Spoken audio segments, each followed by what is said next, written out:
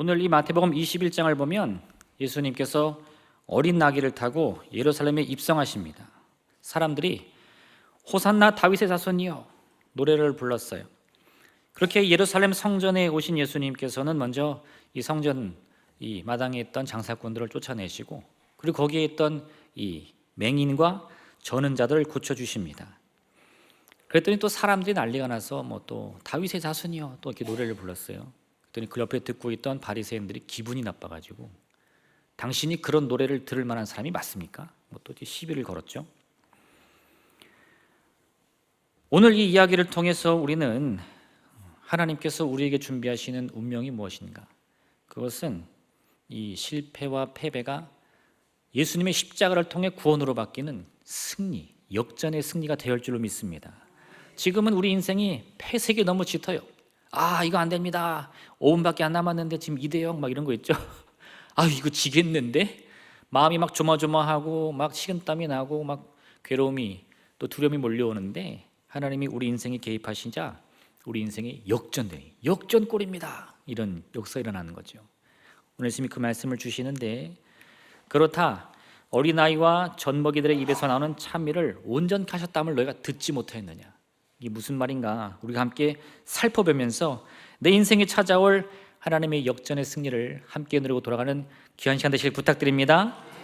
맹인과 저는 자들, 이거는 성경에서 아주 특별한 의미를 가지고 있는 명칭이에요. 왜냐?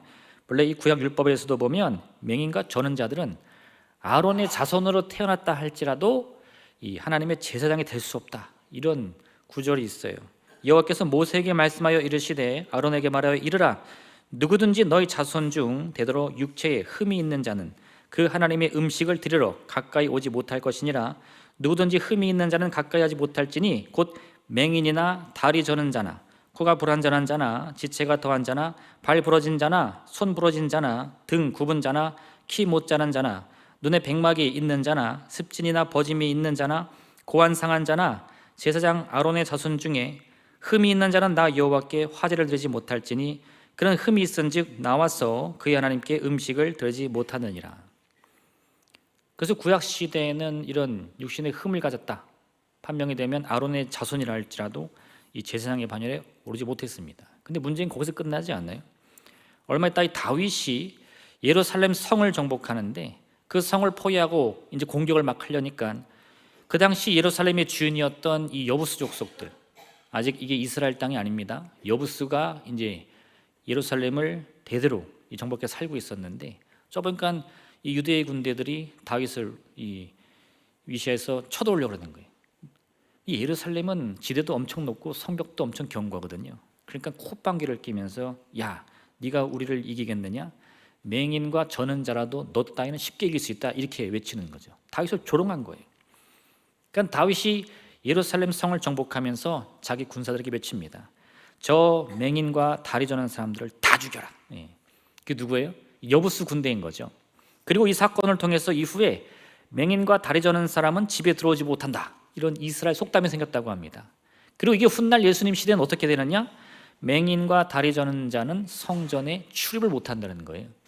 뭐 어떻게 하다 그렇게까지 되는지 모르겠지만 그 당시에 이 기록들을 보면 맹인과 다리 저는 자는 성전 바깥들까지만 올 수 있었고 성전 안쪽으로는 출입을 할 수 없었다는 거죠. 그러니까 예수님이 성전에 올라갔는데 그 성전 바깥에는 누가 있어요? 맹인과 저는 자들. 왜 그들이 있었을까요? 너희들은 오지 마. 너희들은 성전에 올 수 없어. 바리새인들은 그렇게 외칩니다. 대제사장도 야, 너희들은 하나님께 예배드릴 자격이 없어 말하는데, 그들은 왜 자꾸 성전에 찾아오죠? 그래도 하나님의 은혜를 간구하고 싶은 거예요. 하나님이 아니면 누가 우리를 돌봐줍니까? 근데 그들의 소리를 누가 들어주죠? 아무도 들어주지 않는 거예요. 너희들은 자격이 없어. 근데 그들을 누가 받아줬느냐? 예수님이 받아주셨다는 거예요. 맹인과 다리 저는 자를 고치셨다는 것은 세상의 눈으로 봤을 때 그들은 자격이 없는 사람들, 실력이 없는 사람들, 능력이 없는 사람들이었지만 예수님은 아니라는 거죠. 그들은 자격이 없고 실력이 없어서 이렇게 버림받은 것이 아니라 지금 이 자리에서 하나님을 만나 그 운명을 고침받기 위해 하나님의 행하시는 일을 나타나기 위해서 이 자리에 있는 것이다. 그렇게 예수님께서 그들을 온전케 하셨다. 그럼 어떻게 되는 거죠? 이제 그들은 성전으로 들어갈 수 있는 거예요. 하나님을 만날 수 있는 거예요. 본래 우리가 누굽니까? 우리는 아담과 하와 이후 범죄하여 하나님 앞에 설 수 없는 존재였어요. 자격이 없습니다. 그런데 어떻게 우리가 지금 이 자리에 이렇게 예배당에 함께 모여서 하나님의 이름을 부르고 예수 그리스도를 고백할 수 있죠? 예수님이 우리를 온전케 하셨기 때문인 거예요. 에베소서 2장 14절과 18절 같이 말씀합니다. 그는 우리의 화평이신지라 둘로 하나를 만드사 원수된 것 곧 중간에 막힌 담을 자기 육체로 허시고 법조문으로 된 계명의 율법을 폐하셨으니 이는 이 둘로 자기 안에서 한 새 사람을 지어 화평케 하시고 또 십자가로 이 둘을 한 몸으로 하나님과 화목하게 하려 하심이라. 원수된 것을 십자가로 소멸하시고 또 오셔서 먼 데 있는 너희에게 평안을 전하시고 가까운 데 있는 자들에게 평안을 전하셨으니 이는 그로 말미암아 우리 둘이 한 성령 안에서 아버지께 나아감을 얻게 하려 하심이라. 뭐라고요? 우리는 원래 하나님과 이 범죄함으로 원수된 사이였는데 예수님께서 자신의 육체를 드림으로 그 담을 허무셔서 우리가 하나님과 화목하게 되었다. 우리가 고침받았다는 거예요. 골로새서 1장 20절 같이 말씀하는데 그의 십자가의 피로 화평을 이루사 만물고 땅에 있는 것들이나 하늘에 있는 것들이 그로 말미암아 자기와 화목하게 되기를 기뻐하심이라. 할렐루야. 그러니 그 맹인과 전원자들의 입에서 어찌 찬송이 나오지 않을 수가 있겠습니까? 이 제사장들과 바리새인들은 막 그걸 따지는 거예요.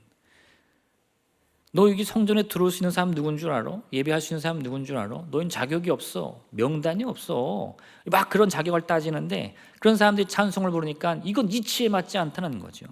근데 예수님은 그런 걸 따져 묻지 않습니다. 오히려 저들이 하나님의 구원의 은혜 가운데 그 운명을 고침받았는데 왜 찬송하지 않겠냐는 거예요. 오히려 그게 더 옳은 것이고 그게 더 하나님이 바라시는 것이라는 모습이라는 거죠. 그들이 보기에 나사렛 예수는 메시아, 그리스도가 될 수 없습니다. 왜요? 예수님은 모세의 율법을 가볍게 여기고 유대 장로들의 전통도 쉽게 무시하는 사람이었어요. 늘 죄인이나 병자들과 함께 어울리면서 심지어 그들과 함께 밥도 먹는 사이였습니다. 그러니 이 바리새인이나 제사장들이 보기에는 이 나사렛 출신의 예수가 어찌게 저런 사람이 그리스도냐? 니네가 한번 봐라. 뭐 배우길 잘 배웠냐? 좋은 대학을 나왔냐? 어디 배운 적도 없고 뭐 글씨도 제대로 못 하는 것 같은데 입만 열면 뭐 능력 있다고 하는데 그건 귀신의 능력이야 이렇게 말하는 거예요. 그런데 사람들이 그런 예수님을 찬송하니까 이건 뭔가 잘못돼도 크게 잘못됐다고 생각이 드는 거죠. 야, 말세로다. 세상이 망해가나 보다. 그런데 여러분, 예수님은 그들의 삶을 바꾸게 오셨다는 거예요. 맹인과 전원자라 할지라도 하나님의 품에 안기면 그 삶이 온전히 변화받아서 세상이 판단하듯 그들이 그와 같이 버림받은 운명이 아니라 하나님과 함께 완전히 새 생명을 얻는 삶으로 거듭난다는 것을 보여주려는 것이라는 거죠. 한 번은 유한의 제자들이 바리새인들과 함께 와서 예수님께 묻습니다. 아니 예수님, 우리와 저 바리새인들은 열심히 금식하는데 왜 당신과 당신의 제자들은 금식하지 않습니까? 예수님 이렇게 말씀하셨어요. 혼인집 손님들이 신랑과 함께 있을 때 금식할 수 있느냐? 신랑과 함께 있을 동안에는 금식할 수 없느니라. 그러나 신랑을 빼앗길 날이 이르리니 그날에는 금식할 것이니라. 그럼 지금은 어느 때예요? 혼인잔치 때라는 거예요. 왜 지금이 혼인잔치 때입니까? 예수님이 우리 곁에 오셨기 때문에. 주님이 오셔서 하나님, 저는 맹인입니다. 저는 다리 저는 사람입니다. 제가 성전에 들어갈 자격이 없는데 어떻게 됩니까? 아유, 어떻게 그렇게 태어났냐, 불쌍하게. 이러면 이거 말이 안 되는 거죠. 금식해야지. 그때 슬픈 날입니다. 근데 예수님이 오셨기 때문에 예수님의 능력과 권세를 통해 그 십자가의 은혜를 통해 그들이 온전히 고침받으니 지금은 어느 날이에요? 지금은 혼인잔치 때라는 거예요.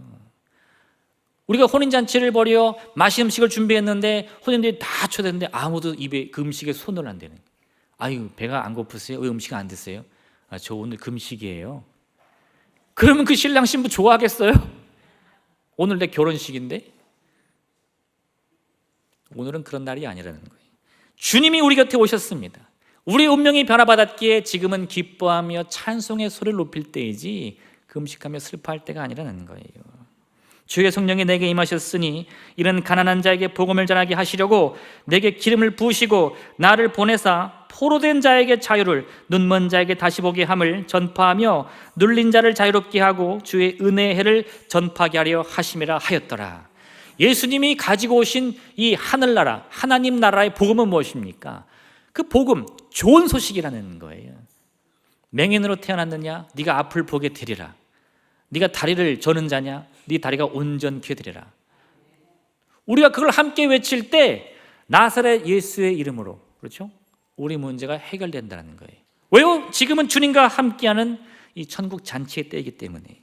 그걸 깨달았다면요, 왜 지금 이 병자들, 이 죄인들, 자격도 없는 사람들이 이 예루살렘 성전에 몰려와서 다윗의 자손 예수여 라며 이 찬송의 소리를 외쳤는지 다 알았을 거예요. 근데 그들은 전혀 몰랐습니다. 왜 도대체 예수를 찾는가? 그가 뭐 풍채가 좋은가? 얼굴이 잘생겼는가? 돈이 많은가? 옷이 고급진가? 도대체 뭐 볼 것이 있다고 저 사람을 저렇게 외치지? 도무지 이해가 안 가는 겁니다. 근데 그 은혜를 입은 우리들은 알 수 있어요. 할렐루야, 할렐루야. 내 운명이 변화받았다, 내 문제가 해결됐다, 그걸 마음으로 느끼니까요, 누가 갈려주는 게 아니에요. 잘 봐, 잘 봐. 저기 서 있는 저 청년 보여? 저기 나사렛 출신의 예수인데 저분이 그리스도래. 아, 그렇구나. 이게 아니에요, 여러분. 보고 들은 게 없어도요, 그분의 이 손길을 내가 느끼면, 그 말씀의 권능으로 내 마음에 감동이 생기면, 아니 도대체 저분이 그리스도가 아니면 누가 그리스도냐? 그걸 내 마음에서 외치지 않을 수가 없다는 거죠. 그 기쁨을 누리는 순간이 예수님과 만나는 시간이라는 겁니다. 여러분, 이 시간 주님이 우리와 함께 하시는 줄로 믿습니다. 그 손길이 내 마음을 어루만지시는 줄로 믿습니다. 여러분의 모든 문제를 다 맡기세요. 내가 너에게 무엇 해주길 원하느냐? 아이, 주님 뭐 그런 걸 별로 없어요. 할렐루야. 아니에요, 여러분. 마음의 소원을 준비하셔서 주님 어서 옵소서, 내 마음의 간구를 들어주시옵소서, 귀를 길어주시옵소서, 내 문제를 해결하여 주옵소서. 주께서 능히 그 일 하실 줄을 믿습니다. 고백하셔야 돼요. 오늘 우리가 그와 같이 내 마음의 문을 활짝 열고 우리 주님을 온전히 모셔드릴 때 주님과의 만남에 이 천국 복음으로 풍성한 기쁨을 누리게 될 줄로 믿습니다. 그 다음에 이 마태복음 21장에 보니까 두 아들 이야기가 있어요. 예수님이 이런 이야기 들려주십니다. 한 농부에게 두 아들이 있는데 하루는 아버지가 첫째 아들에게 너 오늘 가서 포도원에서 일 좀 해라. 그랬더니 이 아들이 아주 호기롭게 네 아버지 했는데 하루 종일 나가질 않는 거예요. 다음날 이 아버지가 둘째 아들에게 오늘은 네가 가서 좀 포도원에서 일해라. 그랬더니 둘째 아들은 짜증을 확 내면서 나 바빠 죽겠는데 자꾸 일 시켜. 싫어, 안 할 거야. 그리고 방문을 확 닫아버리는 거죠. 근데 얼마 있다가 방문을 찍 열더니 어떻게 해요? 쟁기를 들고 포도에 나가는 거예요. 에이, 아버지 얘기하셨는데 내가 나가야지. 그 이야기를 들어주신 다음에 예수님이 묻습니다. 이 두 아들 중에 아버지의 말에 순종한 자는 누구이냐? 누굽니까? 여러분, 이 첫째 아들은 누구를 말하느냐? 당시 예수님을 비난하던 이 유대 종교 지도자들이에요. 그들은 누굽니까? 자기들이 잘 안다는 사람들이에요. 나는 잘 압니다. 하나님을 아주 잘 알아요. 그 말씀을 잘 알아요. 또 뭐예요? 심지어 저는 그 말씀을 하나도 어기지 않고 잘 지킵니다. 토색하지 않아요. 전 불의하지 않습니다. 간음하지 않습니다. 11조 안 빼먹어요. 이렇게 말하는 사람들이에요. 근데 예수님은 그들에게 뭐라고 말씀하시냐? 내가 진실로 너에게 이르노니 세리들과 창녀들이 너희보다 먼저 하나님의 나라에 들어가리라. 왜 그럴까요? 왜? 이 유대 종교 지도자들은 하나님의 말씀을 읽고 이해하고 깨닫고 해석하고 또 그걸 적용해서 또 규칙으로 만들고 여러 가지 삶을 살지만 그 삶의 안에 진심의 기쁨이 없습니다. 내 삶의 변화에 대한 열정이 없습니다. 그들은 오직 아는 거, 철학과 지혜와 지식으로 하나님을 아는 거예요. 마치 학교 가서 수업 듣듯이 하나님에 대한 특징이 아닌 것은 1번, 2번, 3번, 답은 몇 번? 이런 거에 아주 똑같은 사람들이지, 실제로 이 현장에 나가서 사람들이 주님을 만나고 기뻐하며 찬송을 부르는데 너 왜 찬송 불러? 너는 안식일인 거 몰라? 이런 날은 네 병 고침받으면 안 되지, 이렇게 말하는 사람들이었다는 거예요. 그러니 입술로는 아버지 알겠습니다, 순종하는 듯 보이지만 나가요, 안 나가요? 안 나가요. 둘째 아들은 누굽니까? 그들은 죄인들이에요. 병든 자입니다. 그래서 하고 싶어도 못해. 그러니 겉으로 보니까 너 오늘 나가서 일 좀 해라. 그럼 뭐래요? 사춘기 아들처럼 나 싫어, 나 게임할 거야, 나 잠만 퍼잘 거야. 아유, 저놈의 새끼 저건 내가 어떻게 키우나. 나가요, 안 나가요? 나간다는 거예요. 왜? 그 마음에 아버지에 대한 마음이 있으니까. 그렇게 나아가서 실력이 없어도 능력이 없어도 자격이 없어도 그 굳이 오지 말라는데 왜 성전에 가가지고 그렇게 그냥 하루 종일 앉아 있어요? 그 어떻게든 나 좀 들어보내주면 안 돼요? 저도 예배 드리면 안 돼요? 나 기도 좀 하면 안 돼요? 그렇게 하는 거예요. 간절함을 가지고. 이런 입장의 차이 때문에 바리새인과 서기관들은 예수님이 이 땅에 오셔서 하나님의 말씀을 전하고 기적을 행함에도 불구하고 그게 하나님의 뜻이라는 것을 조금도 눈치를 못 챕니다. 저가 도대체 왜 저러는 거야? 왜 죄인들을 찾아가는 거야? 도대체 병든 자는 왜 고쳐주는 거야? 아니 왜 안식에 이렇게 하지 말라는 일을 하는 거야? 납득을 할 수가 없는 거예요. 그러나 이 둘째 아들과 같은 죄인과 병자들은 뭐예요? 이미 간절함이 있어. 내가 기회만 와봐, 내가 저 성전문을 뚫고 들어가서라도 십자가 앞에 엎드릴 테니까. 뭐 사람들이 욕을 하고 발을 차고 나가라 나가라 이 더러운 놈아 해도요, 이 사람들은 말릴 수가 없어요. 어떻게든 주님 붙잡고 응답만 받으면 됩니다.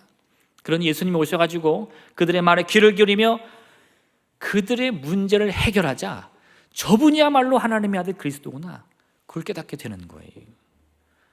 여러분, 하나님의 복음이라는 것은요, 우리가 지혜와 지식으로 이해하는 것이 아닙니다. 철학으로 따져 물을 수가 있는 게 아니에요. 이치에 맞느냐 논리에 맞느냐 그거 아무리 해도 여러분 알 수가 없는 거예요. 하나님의 그 능력과 복음을 내 몸에 느낄 때에 저분이 나의 그리스도시다, 저분이 나의 구세주시다, 그걸 내 입술로 고백할 수 있다는 거죠. 예수님은요 언제나 우리를 찾아와 주십니다. 그리고 내 문제가 내 귀를 기울이시는 거예요. 너의 문제가 무엇이냐? 아우 주님 말도 마세요. 이거 부끄러워서 남한테 말도 못하고 저만 정말 오랜 시간 꼭 안고 있었는데 이거 어떻게 해결됩니까? 돼요 안 돼요? 된다는 거예요. 된다는 거예요. 네. 우리의 자격이나 능력 따져묻는 것이 아니고 또 성경 좀 읽었니? 너 기도 좀 했니? 묻는 것이 아니라 그 마음의 간절한 소원을 들으시고 즉시 응답해 주신다 이거예요.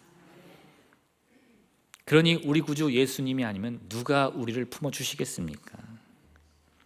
예수님이 누구이신지 여러분의 온몸으로 느끼셔야 돼요.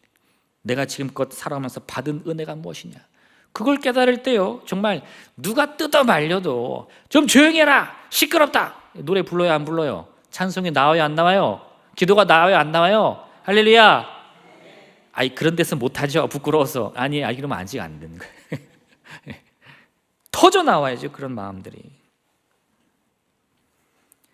오늘 예수님께서는 유대 이 종교 지도자와 죄인들을 비교하면서 누가 우위에 있냐 이거 말해주는 건 아니에요.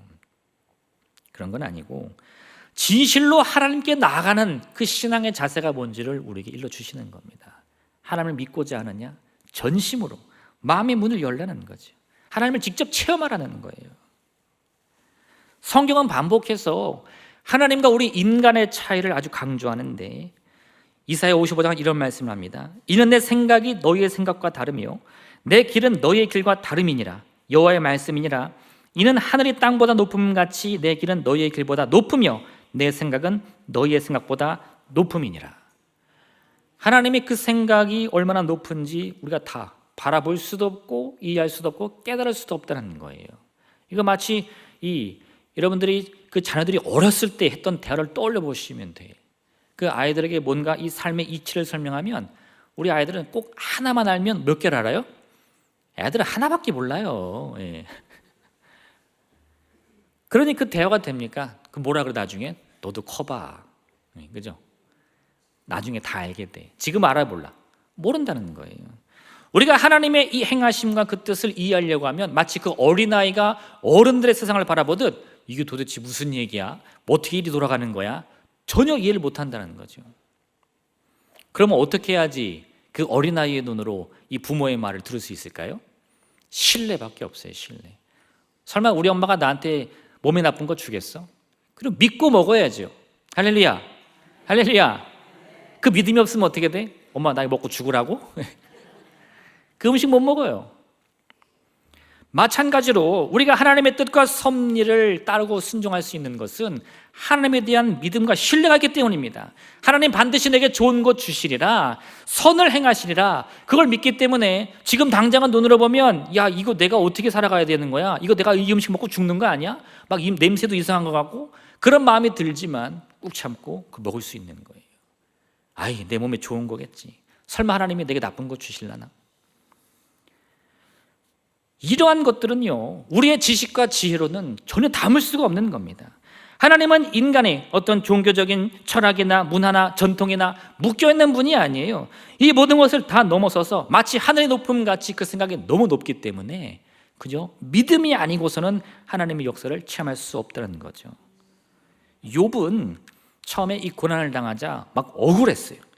불의한 자에게는 환난이 아니겠느냐, 행악자에게는 불행이 아니겠느냐, 그가 내 길을 살피시 아니하시겠느냐, 내 걸음을 다세지 아니하시느냐, 만일 내가 허위와 함께 동행하고 내 발이 속임수에 빨랐다면 하나님께서 나를 공평한 절에 달아보시고 그가 나의 온전함을 아시기를 바라노라. 뭐예요? 하나님, 저 저울에 한번 달아보세요. 제가 죄를 지었나 안 지었나, 저 너무 당당합니다 말하는 거예요. 이렇게 말하는 거예요. 내가 언제 다른 사람처럼 내 악을 숨긴 일이 있거나 나의 죄악을 나의 품에 감추었으며 내가 언제 큰 무리와 여러 종족의 수모가 두려워 대문 밖으로 나가지 못하고 잠잠했던가.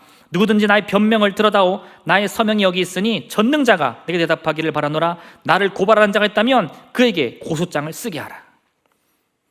온 세상이요, 한번 봐봐. 하나님 법정에 서서 한번 저를 재판해 보세요. 나한테 죄가 있나 없나. 저는 반드시 무죄입니다. 이게 욥의 주장이었어요. 근데 그가 깨달은 것은 뭐냐? 이건 유죄냐 무죄냐의 차이가 아니에요. 이치를 깨달아 안다는 게 아닙니다.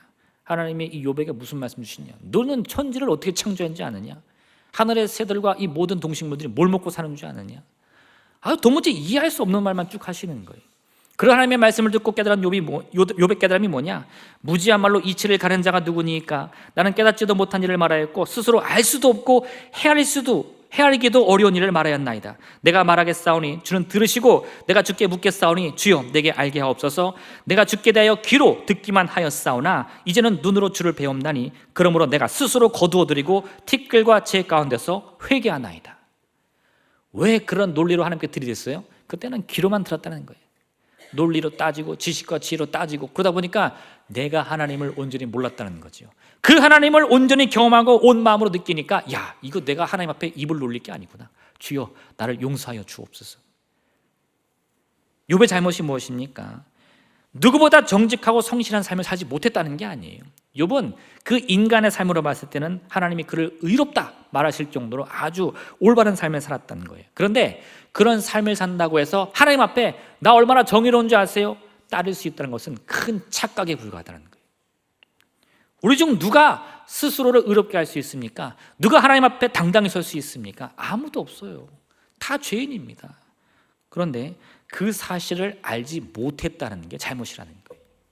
그렇게 하나님을 온전히 온몸으로 느끼는 믿음과 신뢰의 눈으로 보니 나는 누구다? 죄인이다. 내가 무슨 죄를 지었어? 죄를 짓고 안 짓고의 문제가 아니에요. 하나님 앞에 서는 모든 사람은 다 죄인일 수밖에 없다는 겁니다. 그 죄와 허물을 스스로 해결받지 못하기 때문이라는 거죠. 그걸 깨달아야만 주여 모든 것은 주님의 뜻입니다. 나를 거두어 주옵소서. 나를 용서해 주옵소서. 나를 불쌍히 여겨 주옵소서 고백할 수 있다는 거죠. 그 마지막 세 번째, 여러분, 하나님은 그런 우리를 반드시 불쌍히 여겨 주시고 우리의 죽음을 생명으로 바꿔 주십니다. 지금 예수님이 이 모든 일을 하시는 이유가 뭐냐? 십자가 지시러 가시려는 거예요. 그런데 문제는 뭐냐? 예수님이 십자가를 지시게 되면 이게 사람들이 큰 착각에 빠지는 거죠. 특히나 그토록 예수님을 비난하고 멸시했던 이 바리새인과 제사장들은 옳다거나 잘됐다, 정의가 이루어졌다, 저 봐라, 저 귀신의 힘을 빌는 저 이 괴수가 올바른 정의의 심판을 받고 십자가에 달려 죽는다, 이렇게 생각을 한다는 거예요. 심지어 누구예요? 예수님의 제자들도 그랬어요. 예수님 그러면 안 됩니다. 예수님 무슨 죄를 졌습니까? 십자가 지시면 절대 안 돼요. 그 길을 가로막았다는 거죠. 근데 여러분, 그 십자가는 어떤 십자가예요? 실패와 죽음이 아니라 오히려 우리의 죽음과 저주를 바꾸기 위한 십자가였다는 거예요. 그걸 깨달아야 하는 거예요. 근데 그걸 알려면 지식으로 안 돼요, 지혜로 안 돼요, 철학으로 안 돼요, 논리로 안 돼요. 뭐로 돼? 오직 믿음으로만 된다는 거예요. 할렐루야! 아멘 좀 하려면 크게 좀 해봐요. 아멘. 너는 왜 안 해? 그러지 말고. 어디 바리새인들이 쳐다봐요 지금. 내 마음에 감동이 있으면 믿음으로 외치는 거예요. 할렐루야! 네. 오늘 이 본문인 마태복음 21장에 또 이런 얘기 있습니다. 포도원 주인에 관한 이야기인데, 한 주인이 포도원에 울타리를 만들고 틀을 세우고 망대를 세운 다음에 먼 타국에 갈 때 농부들을 불러서 맡겼어요. 그리고 오랜 시간 타국에 있게 되는데 이제 결실할 때가 돼가지고 자기의 종들을 보내가지고 그 포도원에서 결실한 그 결실을 이 주인인 자기가 가지고 가려고 합니다. 그런데 이 주인의 종들이 오니까 포도원 농부들이 주인의 종들을 어떻게 했어요? 막 때리고 심지어 죽여서 이 바깥에다 버려버렸어요. 또다시 다른 종들을 보냈더니 똑같이 합니다. 그러니까 주인이 이렇게 생각했어. 내 아들을 보내면 존대하지 않을까? 그래도 이 농부들이 내 아들은 존중해 주지 않을까? 그래서 아들을 보냈는데 이 농부들이 저 멀리서 아들이 오는 거 보니까 어떤 생각을 해요? 야, 저가 이 포도원의 상속자다. 저 아들만 죽이면 이 포도원은 주인 잃은 땅이 되고 다 우리께 될 것 같아. 이 맞습니까? 근데 그들의 논리와 이치는 거기에 이르는 거예요. 그래서 어떻게 해요? 그 아들을 죽여버렸죠. 나중에 그 소식을 들은 이 주인이 어떻게 했을까요? 그 포도원의 농부들은 다 죽은 목숨이죠. 그 자기들의 생각과 이론대로 그 땅을 차지할 수 있게 되겠습니까? 대제사장과 서기관들이 농부 같다는 거예요. 큰 착각에 빠져가지고 예수 그리스도의 실패가 그건 나의 승리다 이렇게 여기는 거예요. 저만 죽이면 이 포도원을 우리가 상속받으리라. 그렇게 예수님이 십자가 고난과 죽음에 이르자 어때요? 우리가 이겼다 이렇게 생각을 하는 거죠. 그러니 그들은 진짜 속된 말로 이 쌍심지를 켜고 어떻게 하면 내가 저 사람을 죽일까? 이 생각만 가득하게 되는 거예요. 근데 정말 놀랍게도 그들의 계획이 착착 진행되면서 예수님이 이 거짓 증인거들 때문에 법정에 서게 되고 로마의 법정에 끌려가서 재판을 받고 막 사람들을 선동해가지고 야, 저 나사렛 예수를 죽이라 그래. 그때 사람들이 막 죽여라 해가지고 십자가에 달리는 거예요. 그 속으로 어떻게 생각했을까? 이게 되네. 야, 우리가 이겼다. 야, 이거 생각보다 쉬운데? 생각을 했던 거죠. 그런데 그게 대단한 착각이었다는 거예요. 예수님이 그들의 계획대로 십자가에 달려서 억울하게 죽은 것이 아니라 사실 그것은 하나님이 처음부터 준비해 놓으신 구원의 길이었다는 거죠. 예수님을 알지 못하는 사람들의 시각으로는 한 청년이, 이 나사렛 출신의 한 청년이 억울한 운명을 받아서 그냥 있는 듯 없는 듯 흔적도 없이 사라지는 아무것도 아닌 사건처럼 보일지 모르지만 예수님의 십자가를 통해서 인류의 운명이 바뀌는 거예요. 히브리서 11장 3절은 우리의 운명이라는 것은 나타난 것으로 되는 것이 아니라 보이지 않는 것으로 된다고 말씀하고 있는 거예요. 왜 그렇습니까? 눈에 보이는 것은 십자가요, 고난이요, 죽음이요, 피 흘림인데 그런 현상들로 인해서 우리의 운명은 죄와 저주에서 구원받고 병을 고침받고 사망에서 생명으로 슬픔에서 기쁨으로 그 운명이 변화된다는 거죠. 세상 말로 콩 심으면 콩 나고 팥 심으면 팥 나야 되는데 이 고통과 저주와 죽음을 심었더니 십자가가 우리에게 무슨 열매를 줬다고요? 생명을, 위로를, 구원을, 치유를 줬다는 거예요.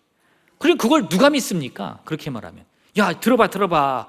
내가 저 밭에 가가지고 그 좋은 땅에다가 이 모든 저주와 죽음과 죄악을 심었는데 그 새싹이 자라가지고 풍성한 열매 맺어서 뭔가 봤더니 생명이 열리고 치유가 열리네. 그럼 누가 그래? 에이, 이 사람아, 실없는 소리 하지 마. 세상에 그런 일이 어디 있어. 콩 심으면 콩 나고 팥 심으면 팥 나는 거지. 그러니 예수는 뭐예요? 그런 죄인이야, 그런 저주받을 운명이야 라고 말하는 게 맞죠. 뭐에 따르면? 이론에 따르면, 지식에 따르면, 인간의 철학에 따르면. 그러나 우리는 그러한 인간의 지식과 철학으로 주님 바라보는 게 아닙니다. 오직 믿음으로 바라보는 거예요. 그의 십자가 죽음이 나를 구원하였다. 그의 십자가의 피 흘리심으로 내 병이 고침받았다. 가난의 저주가 떠나가고 질병의 저주가 떠나갔다. 그게 우리의 믿음이 되어야 된다는 거예요. 오늘 대제사장과 서기관들은 또다시 예수님을 향해서 모세의 율법과 유대 전통을 들이밀었지만 예수님은 그들의 모든 기준을 깨트려 버리십니다. 어떻게 해요? 나의 십자가를 통해 너희 모두가 구원받을 것이다. 십자가의 피 흘림을 믿는 모든 자마다 그가 과거 무슨 일을 행했던 상관없이 그 운명을 변화받게 될 것이다. 할렐루야. 여러분에게 있어서 이 세상의 이치와 십자가의 복음 중 무엇이 우리를 살릴 수 있는가? 그 답은 무엇입니까? 선택하셔야 돼요. 지금 이 자리에서 선택하셔야 돼요. 나는 그래도 세상의 이치가 옳다고 믿습니다. 저는 콩 심으면 콩 나야 되고 팥 심으면 팥 나야 됩니다. 우리가 심을 거는 죄와 슬픔밖에 없어요. 그 운명은 멸망으로 갈 수밖에 없는 겁니다. 그런데 그런 참으로 이 죄와 저주로 가득한 운명을 사는 우리지만 비록 그걸 심어도 그리스도의 보혈의 능력 가운데에 그 변화받을 수 있다면 우리가 얼마나 큰 복음입니까? 내 운명도 변화받을 수 있다. 나도 위로받을 수 있다. 나도 고침받을 수 있다. 로마서 47절 이렇게 말씀하는데, 하나님은 죽은 자를 살리시며 없는 것을 있는 것으로 부르시는 분이시라. 왜 저주를 심었는데 생명이 나요? 어떻게 그럴 수가 있어요? 우리 하나님은 없는 것을 있는 것으로 부르시는 분이니까. 하나님은 우리의 죄는 미워하시지만 죄인은 용서해 주십니다. 내 질병은 미워하시지만 병자는 고쳐주십니다. 이런 하나님의 진정한 마음을 우리가 이해한다면 내게 다가오는 이 죄악과 저주의 환경 속에서도요, 하나님 내게 왜 이러십니까? 도대체 내게 왜 이러십니까? 이럴 게 아니에요. 야, 내 환경이 비록 이런 죽음과 저주와 슬픔으로 가득 쌓여있다 할지라도 주님 반드시 나를 건져주신다. 나를 고쳐주신다. 하나님 여전히 나를 사랑하신다. 믿음과 찬양의 고백이 나올 수 있다는 거죠. 하나님은 우리를 사랑하심으로 말미암아 독생자를 이 땅에 보내주셨습니다. 그는 우리를 대신해서 고난당하시고 피를 흘리심으로 우리가 당해야 할 이 저주의 운명을 대신 짊어져 주셨어요. 그 결과는 무엇이냐? 우리가 속량되었다는 거죠. 우리는 더 이상 죄의 종이 아닙니다. 저주의 노예가 아닙니다. 우리는 하나님의 자녀요, 의의 옷을 덧입은 변화받은 운명이에요. 지금 그 자격으로 우리가 이 자리에 있음을 꼭 기억하시길 바랍니다. 우리는 맹인이요 전능자였어요. 그런데 주님을 만나고 그 운명을 고침받은 거예요. 지금 여전히 우리를 바라보면서 너 그 안을 봐라, 여전히 그 더러운 죄악과 허물들이 가득한데 네가 무슨 자격이 있느냐 할 수 있어요. 거기에 낙심하셔서는 안 됩니다. 내 자신은 여전히 죄인이죠. 허물로 가득한 운명이죠. 근데 어떻게 해요? 예수님께서 우리에게 의의 옷을 덧입어 주셨다고 하셨어요. 지금 나를 봐라. 나는 과거의 운명이 아니다. 나는 이미 죄에서 구원받았다. 나는 해방받았다. 그러니 내 진짜 주인은 오직 그리스도 예수뿐이다. 이와 같은 믿음의 고백을 통해서 참으로 우리의 운명이 어디로 와서 어디로 가는가, 그 분명한 목적을 향해 나가시는 여러분 되시기를 주님의 이름으로 부탁드립니다. 기도하겠습니다. 오늘 이 말씀을 기억하시면서 하나님, 참으로 우리가 누구인가, 어디로 와서 어디로 가는 운명인가 믿음 안에 온전히 깨닫게 도와주시옵소서. 우리의 운명은 보이는 것으로 된 것이 아니라 참으로 보이지 않는 주님의 영의 세계를 통해서 예수 그리스도의 십자가, 구원, 은혜, 생명인 것을 깨달아 알게 하여 주옵소서. 주님의 이런 샘을 간절히 기도하겠습니다. 주여